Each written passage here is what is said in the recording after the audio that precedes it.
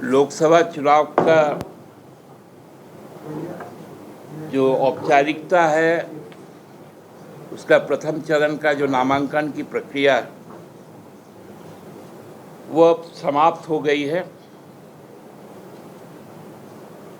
और देश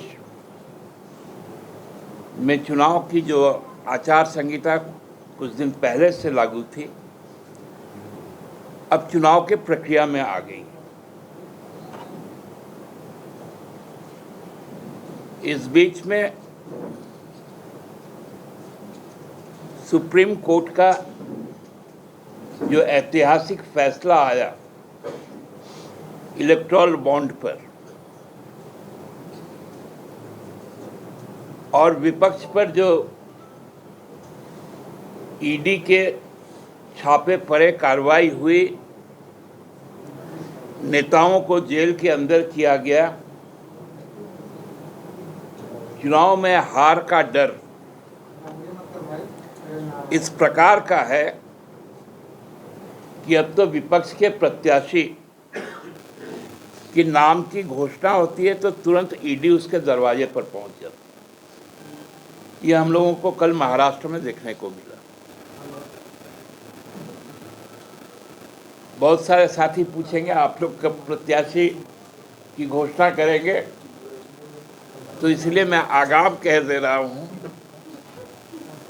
कि जहां हम लोग अपना प्रत्याशी का नाम का घोषणा करें फिर ईडी ना पहुंच जाए, क्योंकि अब तो बहुत सारे लोग चुनाव इसलिए नहीं लड़ना चाहते कि वो ईडी के रडार में नहीं आना चाहते और कुछ लोग ईडी के रडार से बचने के लिए भी चुनाव लड़ रहे हैं। दोनों बातें। लेकिन जो सबसे बड़ी खबर है वो खबर है कि देश की जो फिनांस मिनिस्टर है उनके पति पराक्कल प्रभाकर, जो देश के 10 सर्वश्रेष्ठ और प्रसिद्ध अर्थशास्त्री हैं, उस श्रेणी में आते। अर्थशास्त्र में उनकी पकड़ का लोहा पूरी दुनिया मानती है। हम लोगों को गर्व है कि अमर्त्य सेन का, अभिजीत बैनर्जी का, डॉक्टर मनमोहन सिंह जी का, प्रभाकर जी का ये देश, ये इलेक्टोरल बॉन्ड के समय ही इन लोगों ने जो बातें कही थी कि दुनिया का सबसे बड़ा स्कैम होने जा रहा है, वो बातें अब सही साबित होने लगी। हम लोगों ने देखा था छत्तीसगढ़ के चुनाव में महादेव ऐप के नाम पर चुनाव लड़ा गया। अभी दिल्ली में कथित शराब घोटाले के स्कैम आए, जो अब सामने आ रहा है कि जो स्कैम में जो मुख्य किरदार है, जो सरकारी गवाह भी, वो पहला इलेक्टोरल बॉन्ड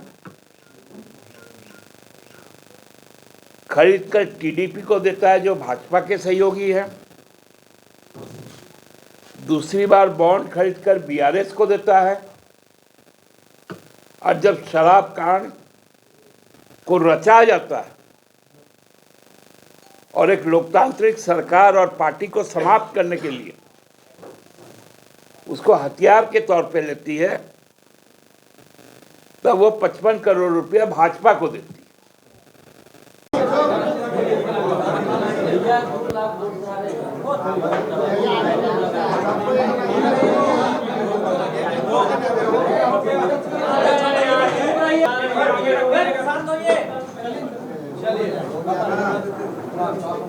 जोहार साथियों।